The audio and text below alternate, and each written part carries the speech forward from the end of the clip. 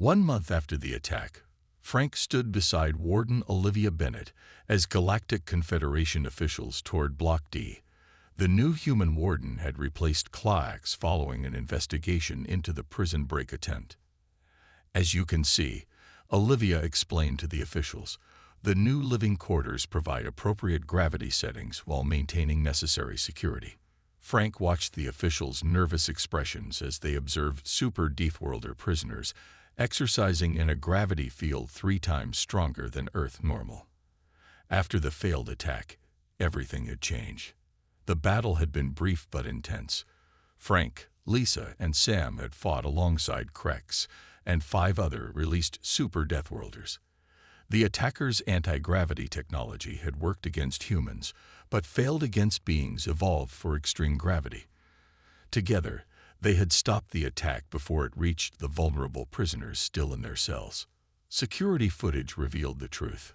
A group of radical species supremacists had infiltrated the prison staff, planning to eliminate all Super Deathworlders as evolutionary threats.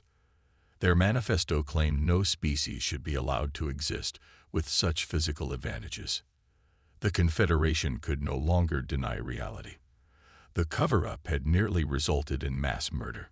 Sergeant Dawson will explain his role as Block D liaison, Olivia said, bringing Frank back to the present. Frank stepped forward. My job is to ensure communication between Super Deathworlder inmates and prison administration. I also train human guards in proper procedures for high-gravity environments. And the prisoners trust you? Asked a skeptical Confederation official. They respect us, Frank corrected, because we treat them with dignity. They know humans understand what it means to be feared for physical differences. The tour continued through areas where humans and Super Deathworlders worked together, maintaining the prison's high-gravity sections. The officials watched with amazement as Krex, now a prison trustee, assisted engineers with repairs that would crush ordinary beings. Later, in Olivia's office, Frank reviewed the new protocols being implemented across the Confederation. The Human Guard Protocol has been approved for all maximum security facilities, Olivia said, showing Frank the official document. Super Deathworlders will now have rights equal to other prisoners. No more secret blocks or illegal detention. And the gravity segregation, Frank asked, maintained for practical reasons, but not for isolation. Different species need different environments. The key change is transparency. A knock at the door interrupted them. A tall, thin alien entered. A journalist Frank hadn't seen before. This is Zelenor from the Galactic Observer, Olivia explained. He's here to interview you about the new protocols. The journalist set up a recording device. Sergeant Dawson, your actions during the attack have made you somewhat famous. Many species are calling you a hero. Frank shook his head. I just did my job. You released prisoners to fight alongside humans. That's unprecedented. It was necessary, Frank said simply. And now human guards are being requested at prisons throughout the Confederation. Can you explain why Deathworlder prisons always have human guards now?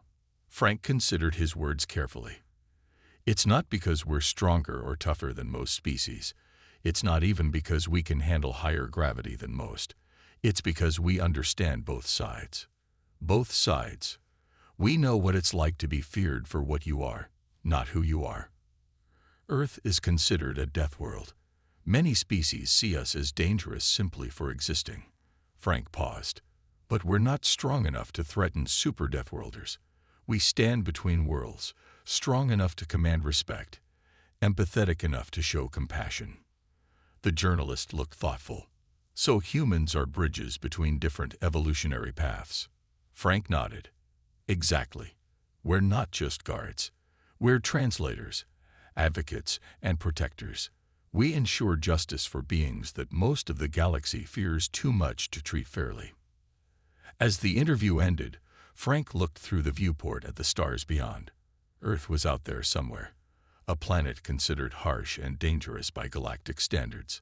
Yet that harshness had created a species uniquely positioned to understand both the weak and the strong. Perhaps that was humanity's true purpose among the stars, not conquerors or victims, but mediators.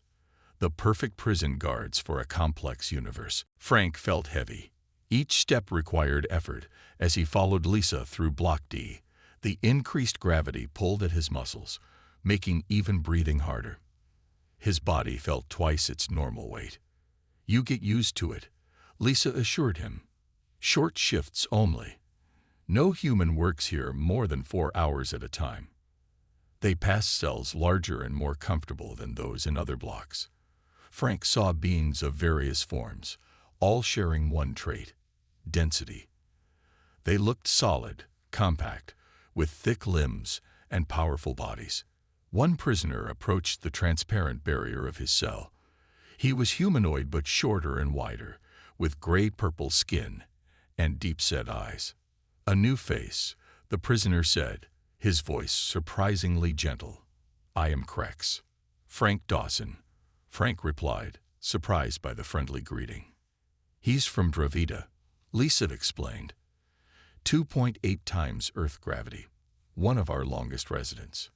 7 years, Krex confirmed, for what you would call smuggling. Frank was about to ask more when alarms blared throughout the station. Lisa's radio crackled immediately. "Emergency in all blocks. Multiple prisoner escapes." "This is not a drill." Frank and Lisa exchanged worried looks. "We need to secure Block D," Lisa said. "If regular prisoners reach this section." She didn't finish. The implications were clear. They rushed to the security center where Roy was already activating emergency protocols. "What's happening?" Frank asked. "Coordinated attack," Roy explained, pointing to security feeds. "Someone disabled security systems in blocks A through C simultaneously. At least 30 prisoners are loose." "Not random," Lisa said, watching the feeds. "Look how they're moving. They're heading to specific locations." Frank studied the screens. "They're taking control of key junctions, cutting off access to Block D." The radio crackled again. Sam's voice came through, breathless. "They've got some kind of technology. Anti-gravity devices. They're using them against us." On one screen, Frank saw a human guard floating helplessly while prisoners moved normally. The technology neutralized the humans' gravity advantage. "This was planned," Lisa said grimly. "They're specifically targeting humans." "But why?" Frank asked. Roy pointed to another screen showing a group of aliens examining a station map. "They're looking for Block D." Suddenly, Frank understood. They're not trying to escape. They're trying to reach the super Deathworlders. To kill them, Lisa realized. The Confederation has many species who believe super Deathworlders should be eliminated. They consider them too dangerous to exist. The main door to Block D's security center banged open. Sam stumbled in, bleeding from a cut on his forehead. "They're right behind me," he gasped. "At least 15 of them, led by that Florian ambassador who visited last month. They have weapons." Lisa turned to Frank. "We have to evacuate the super Deathworlders. If those prisoners reach them, where can we take them?" Frank asked. "The station is in chaos." Roy brought up the station schematics. "Escape pods, near Section 8, but we'd need to move them through the main corridors." "Impossible," Sam said. "The corridors are overrun." Frank thought quickly. "What about Krex? Could he help us fight back?" Lisa hesitated. "Releasing prisoners is against every protocol." "This whole station is against protocol right now," Frank argued. "If those aliens reach Block D with their anti-gravity tech, they'll slaughter everyone. The super Deathworlders won't stand a chance if they can't use their strength." A loud explosion rocked the station. The security feeds showed the main entrance to Block D being breached. "We're out of options," Roy said. Lisa nodded grimly and hit the emergency release for Krex's cell. "I hope you're right about him." Frank went to meet Krex as his cell opened. "We need your help. Prisoners from other blocks are coming to attack your section. They have technology that neutralizes gravity advantages." Krex stepped out, his movements careful even in the heavy gravity. "Why would you trust me?" Because right now, humans are the only thing standing between you and those who want you dead, Frank replied. And we could use someone who finds this gravity easy. Krex nodded slowly. Then we fight together, human. For both our sakes. Lisa led Frank, Nicole, and Alan through rarely used service tunnels. They descended deeper into the station than Frank had ever been, the air growing noticeably heavier as they went. The gravity increases gradually as we approach Block D, Lisa explained, helps us adjust. After passing through several security checkpoints using Lisa's override codes, they reached a small room where 3 other humans waited. Frank recognized none of them. This is Jack, Ellie, and Roy, Lisa said. They've been working Block D for years. Jack, a weathered man with gray hair, nodded. So you finally told them. They found out themselves, Lisa replied, just like we all did.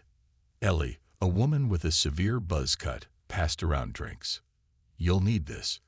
The truth is harder than the rumors. Frank took a seat. So what is the truth? Why are humans really here? Roy, a large man with dark skin, tapped a control panel. A screen lit up showing historical footage. This is how super Deathworlders were handled before humans joined the Confederation. The footage showed alien beings, muscular and dense, kept in transparent cells. Many were unconscious or barely moving. Medical equipment surrounded them. They kept them drugged, Roy explained. Medically induced comas, the only way they knew to control them. Or this, Jack said, changing the footage. Now it showed similar beings, but emaciated and weak. Starvation, keeping them too weak to use their strength. Frank felt sick. That's torture. Lisa nodded. That's exactly what it is. The Confederation feared these beings so much they treated them worse than animals. But why are they imprisoned at all? Nicole asked. Fear, Ellie said simply. Most come from worlds with gravity 2 to 3 times Earth normal. Their physical capabilities make them potential weapons in the eyes of the Confederation. But we helped change that, Jack continued. When humans joined space exploration, the Confederation discovered something unique about us. Roy took over. We're the only known species that can both physically handle super Deathworlders and still treat them like people. We're strong enough to contain them if necessary, but we don't fear them so much that we torture them. The Confederation made a deal with Earth, Lisa explained. Human guards for humane treatment. We would handle the super Deathworlders, and in exchange, they would be treated with dignity. Like real prisoners, not lab specimens, Ellie added. Frank tried to process this. So we're not just guards. We're advocates. Exactly, Jack said. The first human guards found what was happening and refused to participate unless conditions improved. They threatened to expose everything to Earth. The Confederation caved, Roy said. They needed us more than we needed them. Lisa brought up new footage on the screen. It showed human guards interacting with the super Deathworlders in what looked like normal prison activities. Meals, exercise, even conversation. This is Block D now, she said. Still a prison, but a humane one. The beings there have committed actual crimes, smuggling, violence, theft, not just existing. But the Confederation still fears them, Ellie warned. And they fear what would happen if humans and super Deathworlders ever truly allied. That's why they keep us separate from other species, Nicole realized. And why information about Block D is restricted. They fear any connection between the 2 strongest species in known space, Jack confirmed. Lisa turned to Frank. Now you know. The question is, what will you do with this information? I want to see them, Frank said immediately. I need to understand who we're really protecting. The veterans exchanged looks. That was my reaction too, Roy said with a smile. We've arranged a visit. Tomorrow, you'll enter Block D. Frank nodded, his mind racing. He had come to Proxima Station thinking he would be guarding dangerous aliens. Instead, he had discovered he was part of something much more complex, a bridge between worlds, a protector not just of the Confederation from the Super Deathworlders, but of the Super Deathworlders from the Confederation's fear. Get some rest, Lisa advised. Block D operates at twice Earth gravity. You'll need your strength. Frank couldn't sleep. Zorlak's words kept playing in his mind. Humans as a buffer. A prison within a prison. He needed answers. The next morning, he found Nicole in the gym, lifting weights designed for human muscles. I need to know about Block D, Frank said without preamble. Nicole set down her weights and checked that they were alone. Why now? Yesterday, something Zorlak said during the gravity failure. Frank leaned closer. He called them Super Deathworlders. Nicole wiped sweat from her face. I can't tell you everything, but I'll help you look. Meet me in maintenance after your shift. Frank spent his day watching the prisoners with new eyes. Were they afraid of humans, or was it something deeper?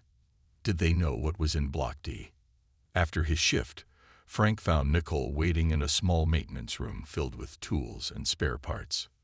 We need to be careful, she said, but there are ways to find information if you know where to look. She pulled out a tablet and showed Frank how to access the station's supply logs. Every section has specific requirements. Food, water, medicine. If we track what goes to Block D, we might learn something. They spent hours digging through files. Most were boring. Cleaning supplies, meal deliveries, maintenance logs. But some patterns emerge. Look at this, Frank said. Block D uses 3 times the water of other sections. But according to official records, it has the same number of prisoners. Nicole nodded. And these requisition forms for reinforced furniture. Everything there is built to withstand extreme pressure. We need medical records, Frank said. If these are Super Deathworlders, they must have special medical needs. I know someone who can help, Nicole replied. The next day, they met Dr. Alan Powell in his private quarters. Alan looked nervous but agreed to help. I've treated some of them, Alan admitted. Not directly. I provide consultation to their medical staff. But I've seen the records. He brought up files on his secure tablet. These are patients from Block D. I've removed identifying information. Frank and Nicole leaned close to read. The medical charts showed incredible physiological differences. Bone density 4 times human normal, muscle mass that would be impossible on Earth, cardiovascular systems built for crushing pressure. These beings come from worlds with gravity 2 to 3 times Earth standard, Alan explained. Their home environments would kill most species instantly, including humans. Frank asked. Alan nodded. We could survive briefly, but the strain would cause rapid organ failure. These beings are to us what we are to the rest of the galaxy. Evolutionary marvels adapted to extreme conditions. Nicole pointed to one file. This one's blood composition. It's incredibly oxygen-rich. High gravity means dense atmosphere, Alan said. They evolved to process oxygen efficiently. Frank sat back, thinking. So why are they here? Are they violent criminals? Alan's expression darkened. That's the question. According to their files, most were arrested for simply existing in Confederation space. Their bodies are considered biological weapons. That can't be legal, Frank protested. Legality is flexible in space, Nicole said bitterly, especially when something scares the Confederation this badly. As they left Alan's quarters, Frank's mind raced. We're not just guards, he said quietly. We're the only species strong enough to handle them, but still weak enough to be controlled by the Confederation. A buffer, Nicole agreed. Strong enough to contain them, but not strong enough to be a threat ourselves. They turned a corner and stopped short. Lisa Rice stood in the corridor, arms crossed. I've been watching you 3, she said, breaking into secure files, accessing restricted medical records, asking dangerous questions. Frank tensed, ready for a fight. But Lisa's next words surprised him. It's about time someone did. I've been waiting for you to dig deep enough. She looked at them seriously. Now you're ready to learn the whole truth about Block D. and why humans are really here. Frank was halfway through his shift when the lights flickered. A moment later, he felt lighter, as if he might float away. The gravity was failing. "Attention all personnel," the station's computer announced. "Gravity system malfunction. Backup systems engaged at 30% capacity. All non-essential movement is restricted." Around him, the prisoners began to panic. Many species couldn't handle even small changes in gravity. Frank watched as a group of Florians, plant-like beings, drifted upward, their root feet unable to grip the floor. Their thin limbs flailed helplessly. "Everyone stay calm," Frank shouted. "Remain where you are if possible." His radio crackled. It was Lisa's voice. "Frank, we need all human guards in the main corridors.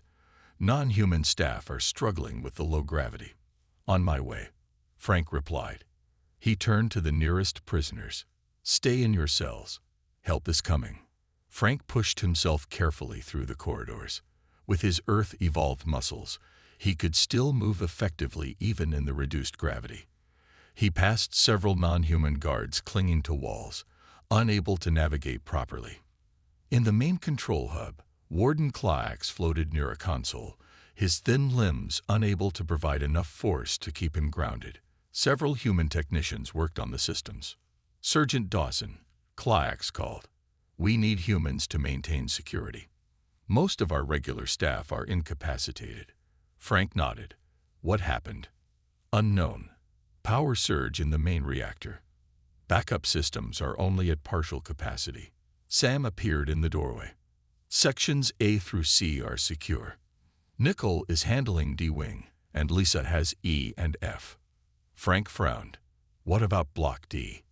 Klax's skin patterns changed rapidly, showing stress. "Block D has independent systems. It should be unaffected." "Should be?" Frank asked. Before Klax could answer, an alarm sounded. "Security breach in communication sector," the computer announced. "Unauthorized access detected." "Go," Klax ordered. "That sector contains our external communication arrays. It must be secured." Frank pushed off down the corridor, using handholds to guide himself. When he reached the communication sector, he found the door ajar.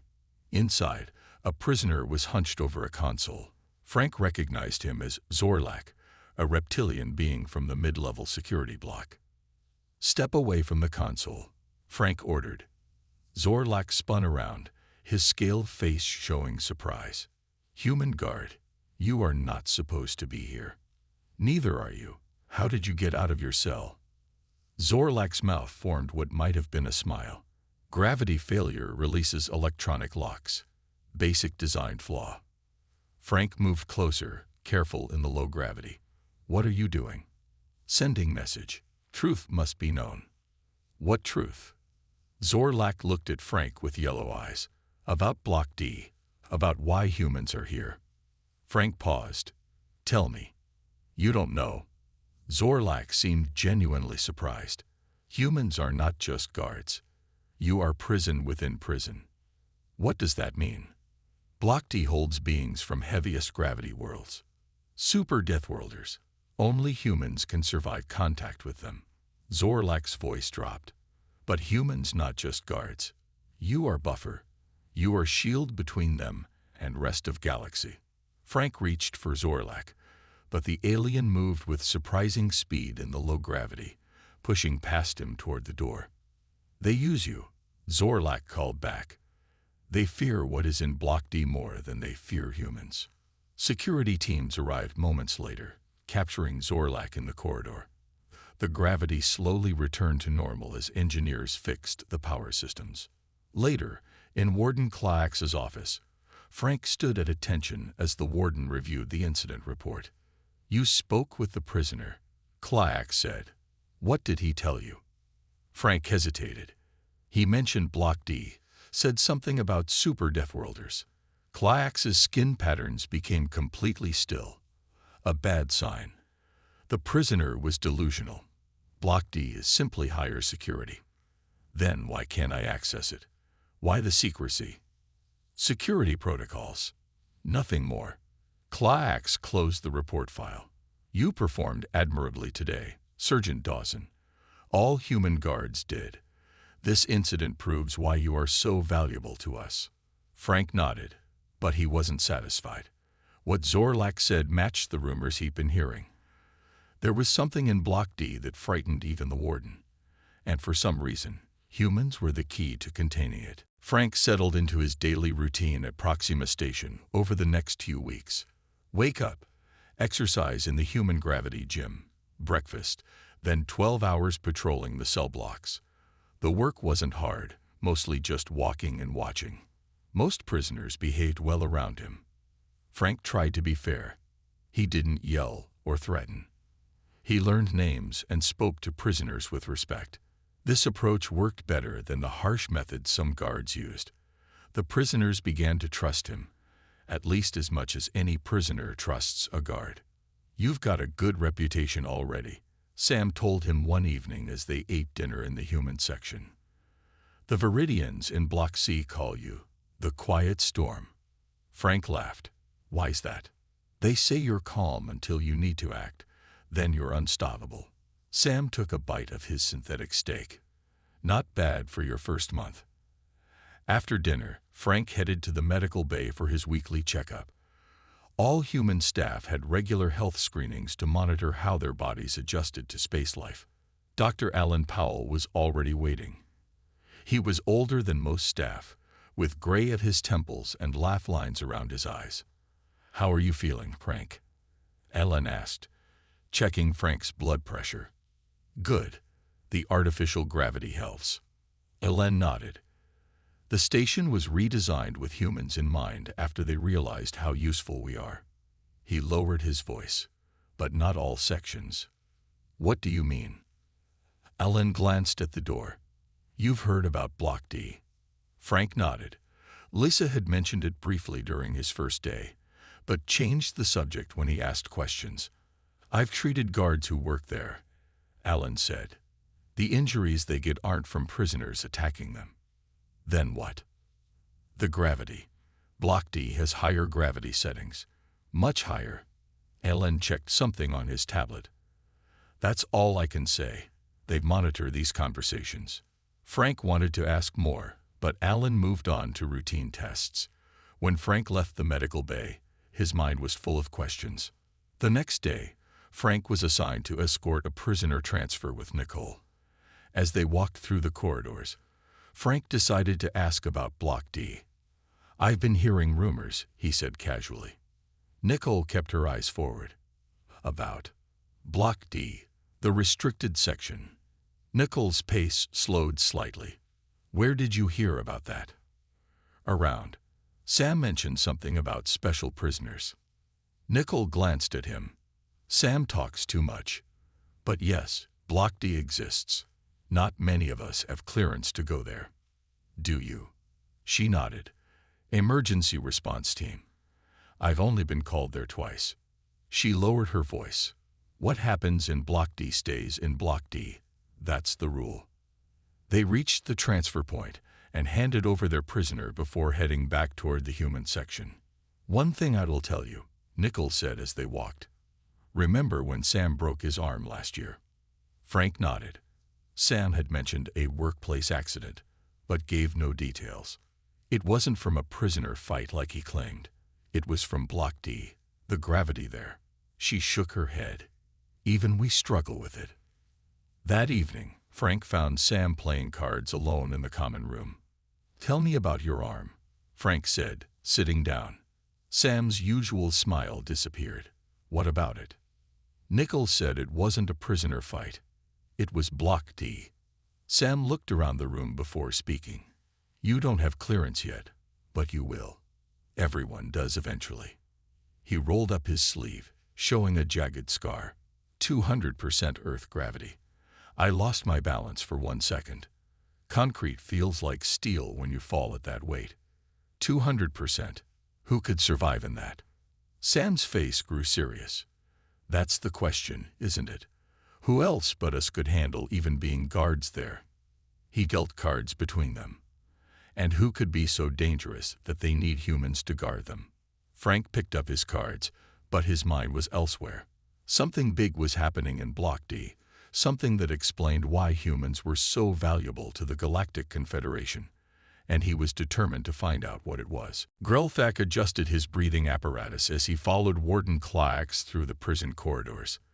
The thin air of Proxima Station was comfortable for most species, but as a Centaurian, he needed extra oxygen.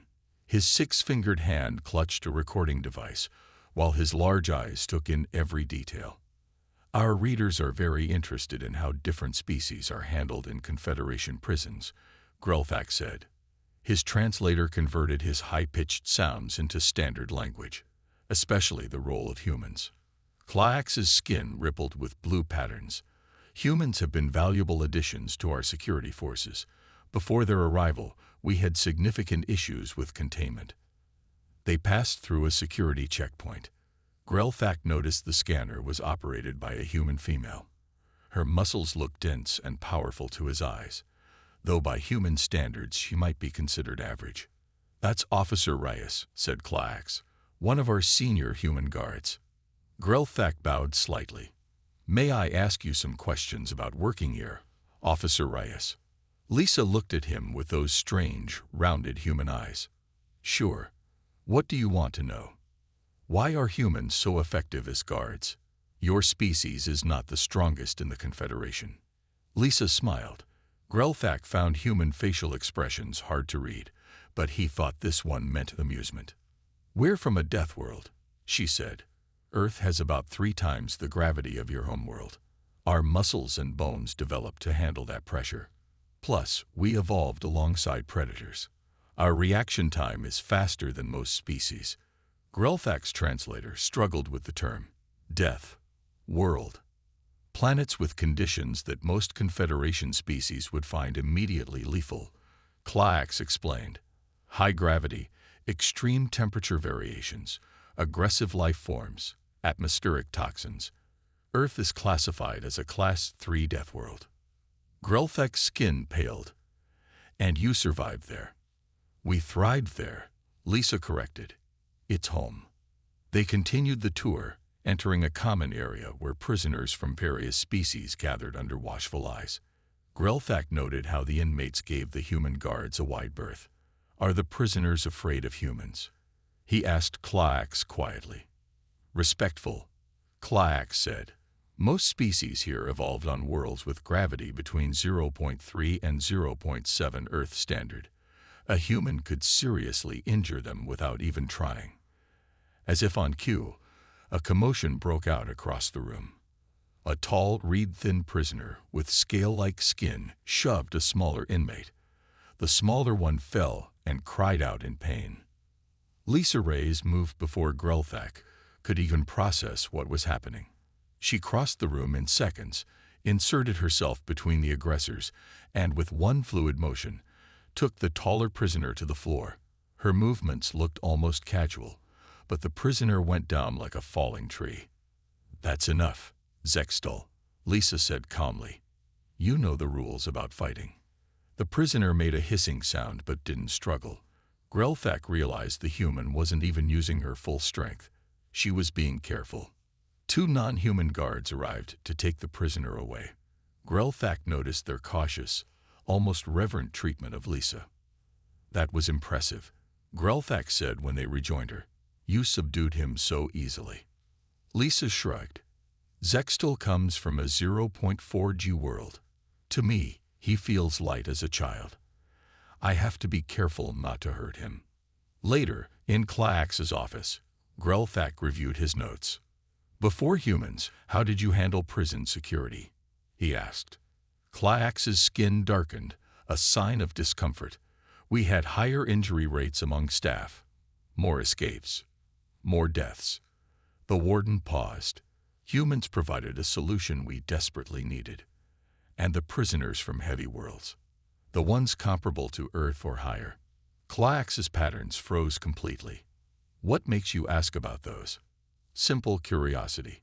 If low-gravity species fear humans, do humans fear higher-gravity species?" "That information is restricted," Klax said. "But I will tell you this. There's a reason Block D is off-limits for your tour. And there's a reason why every maximum security prison in the Confederation now employs human guards.